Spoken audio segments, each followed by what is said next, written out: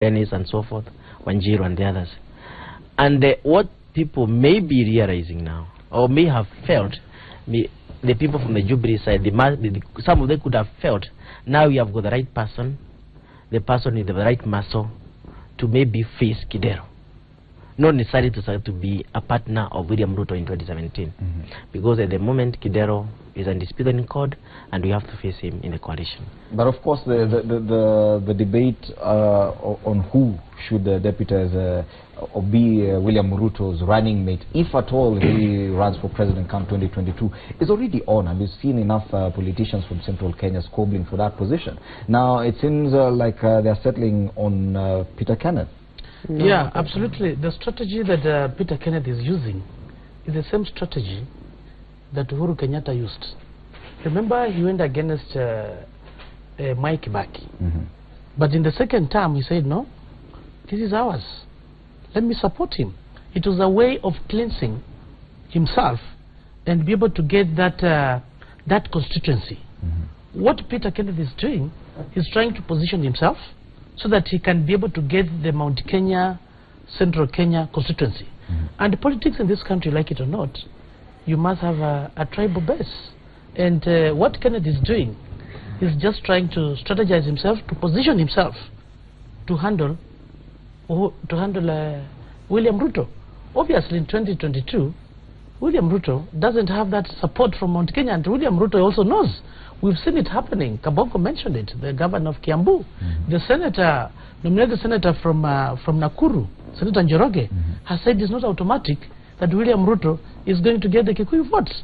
So what Peter Kenneth is doing, he's just trying to strategize himself. And by the way, I don't see him even going for this Nairobi governor. The Jubilee government is trying to use the Jubilee, is using this Nairobi position to give somebody so that he can be able to get some support from the ethnic background. And I see why Eugene Wamalwa comes in very handy.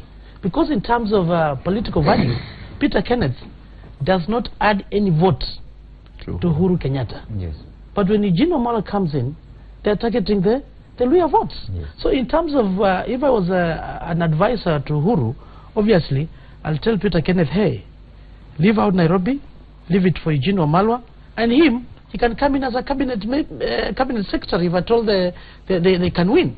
So really, I don't see the issue of Peter Kenneth coming in. The president will tell him to keep off, because they are trying to use the governor position in Nairobi as a way of getting something extra from another ethnic background. And for William Ruto, remember William Ruto is a sharp politician, and he knows this is coming out.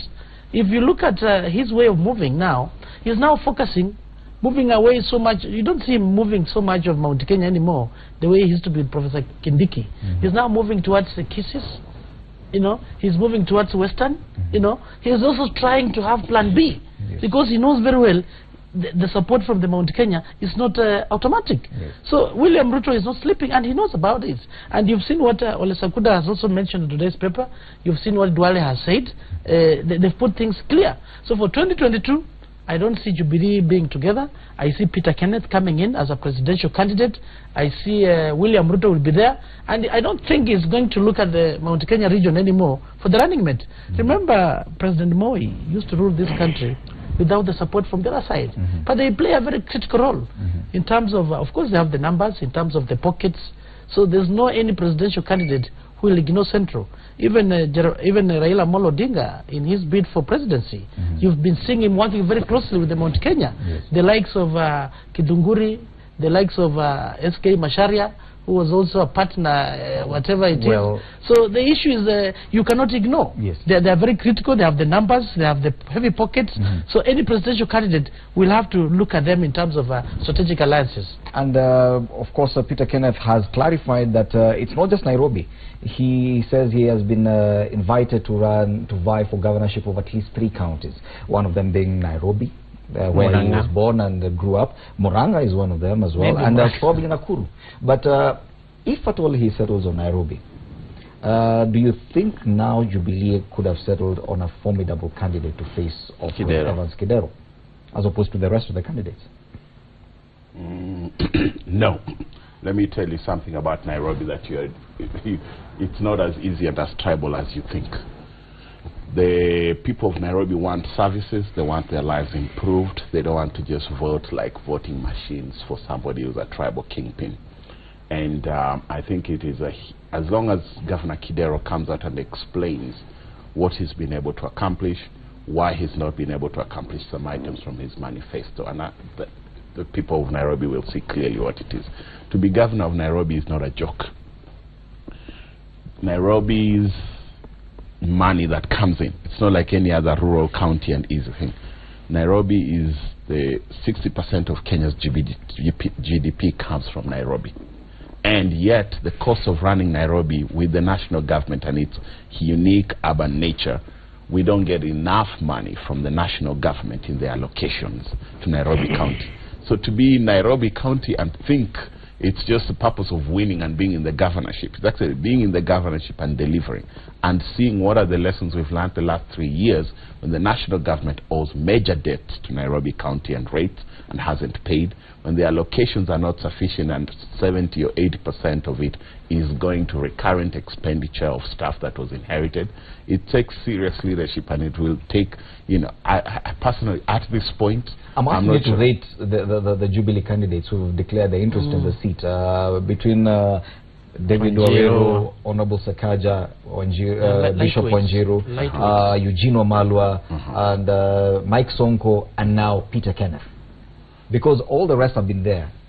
But now the entry of Peter Kenneth, do you see the only vote getter there, two people that you might take seriously, I would say, depending on how they had placed themselves, who are really hard knuckle on the ground, can go get votes and negotiate and engage Nairobians on their issues and their pains and the challenges they feel. And Nairobi also on class issues. There's a middle class, there's a business class, there's a wannabe middle class, there's a pretend middle class, then there's the majority of Nairobians. Wale watu wa chini kabisa, people living in the slums, half of this city. Masafaras. These are the people that Sonko knows how to talk to. These are the people I think in some sense Bishop Margaret Wanjiru knew how to talk to and have a track record. The only three contenders would be in that race, Kidero, or Bishop Wanjiru, or Sonko. Peter Kenneth coming in, I mean, Peter Kenneth is my personal friend. Look what happened in the last election when he ran for presidency. You know, he won the Twitter vote, he won the social media vote. And we must ask ourselves, what logical reason, apart from being a Kikuyu, brings him to Nairobi and the succession politics of 2022. Tell me what logical reason is there, apart from saying, I have heard and researched there's 1 million Kikuyu votes. He hasn't yet said what issues he will stand on to. No, don't interrupt me. What are the issues? How will he fix Nairobi? I am here to talk. I'm here to talk. Just let me talk, please, Barack, with due respect. If he tells us he knows how he'll solve the water problem in Nairobi, the insecurity problem in Nairobi, make Nairobi more livable on the issues, then he can win votes beyond the Kikuyu votes. He can win the votes of all Nairobians. But if he comes in and says there's a basket of voting machines that I think of as Kikuyu votes in Nairobi, and that puts me as a contender, that won't work. So because then you'd ask him, why not Murang'a? Murang'a has issues. Just the other day we discovered he was an MP in Murang'a County, and the water problems and the desertification risk to Murang'a.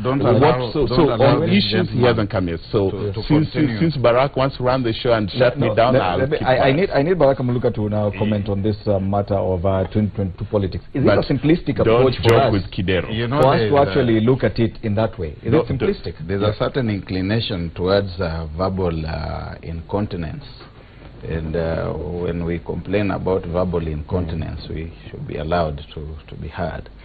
You know, we are a very unfortunate country, that everything is seen through the ethnic prism, that we are not even talking about the merits that Peter Kenneth, as an individual, as a character. Earlier on we were talking about people's character that would seem to be under assault. We don't look at that.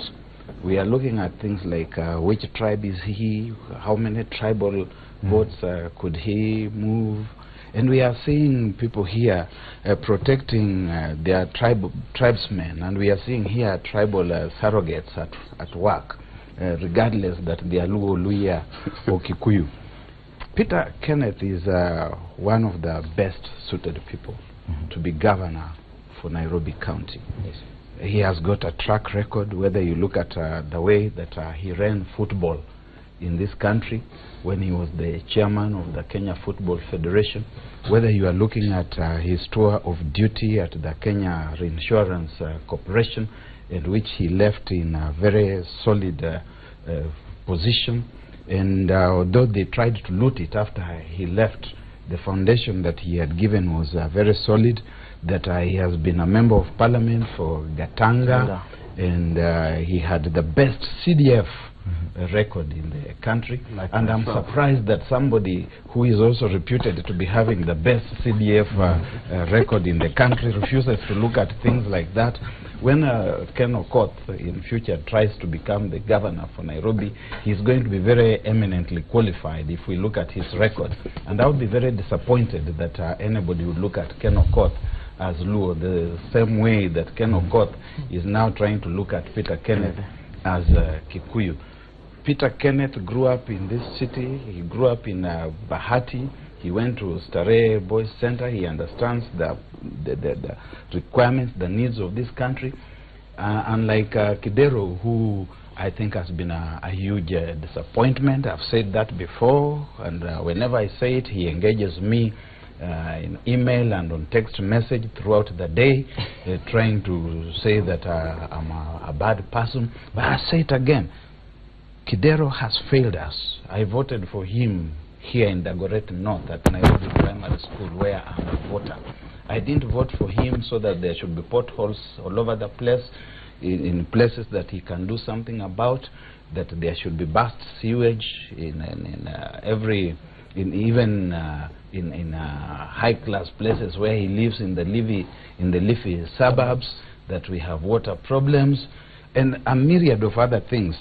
And I think that we must look at these things and say that Kidero has failed the city. In your opinion, Nairobi, Peter Kenneth is a solution? Peter Kenneth, given his track record. Look at the two track records. Take Kidero's record in Mumias and juxtapose it with Peter Kenneth's record wherever he has been.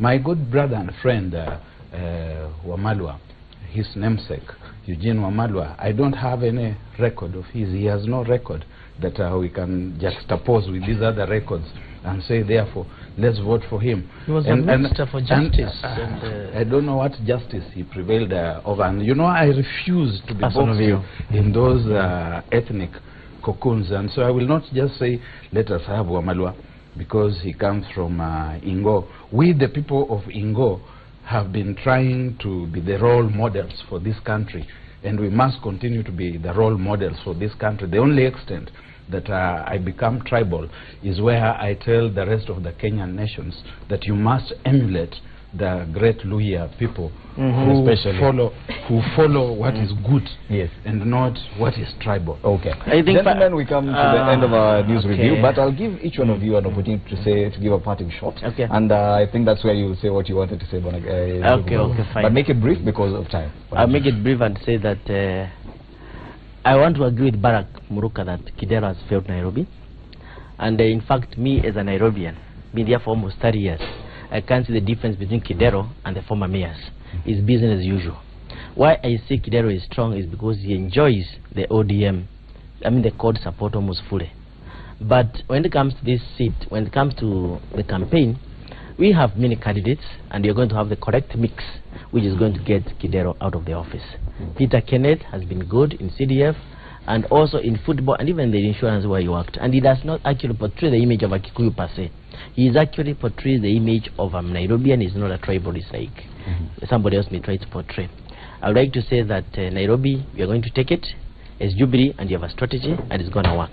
Okay. Finally, I would like to take this opportunity to send my greetings to my friend Sam Karori at Kutus, in that kiosk where we take tea every morning, and I wish my best give my best wishes to Chepchumba, my sister, who is getting married on Saturday. Okay. Yeah, good. Salam. Mine is to Parliament. Of course, this week we're doing so much in terms of the vetting of the Deputy Chief Justice. And first is to salute the women of this country. We saw Judicial Service Commission under the chairmanship of Professor Kobia. To me, they did a wonderful job. And we have a CJ. Of course, you also have the Deputy CJ. I want to congratulate them. We can also see in the selection panel, we are seeing a woman, Bendet Musundi, who is going to chair. So we are seeing the confidence Kenyans have when it comes to our women. And we are looking forward to see the commissioners being recruited objectively, so that these commissions can come and the process in terms of preparation of the trans elections. We've seen today's paper the issues of the audit of the voter register, which was one of the issues that were discussed among the joint parliamentary select committee. We are saying, hey, let's hold on for the commissioners to come. They are the ones who have the trust in them before the audit of this voter register can be done.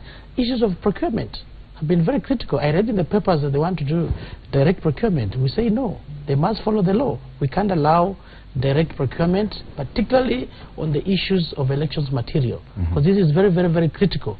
And when the new commissioners come, we wish them well, and we want them to lead this country so that you can have free and fair elections. And the people of the great people of Kiminini and Trans Nzoia, I want to thank them for the prayers they are always giving me, the support they've given me, and I want to tell them, I'll not let them down. Yes. Thank you. And incidentally, now that you've mentioned, the Independent Electoral and Boundaries Commission has invited tenders for various things, including supply and delivery of ballot boxes and all other things that involve the elections. And you can see that on the dailies this morning. Probably even apply for the tender. They'll wait for evaluation. I think they'll wait for the new commissioner. They should wait for the commissioners to come. Yes.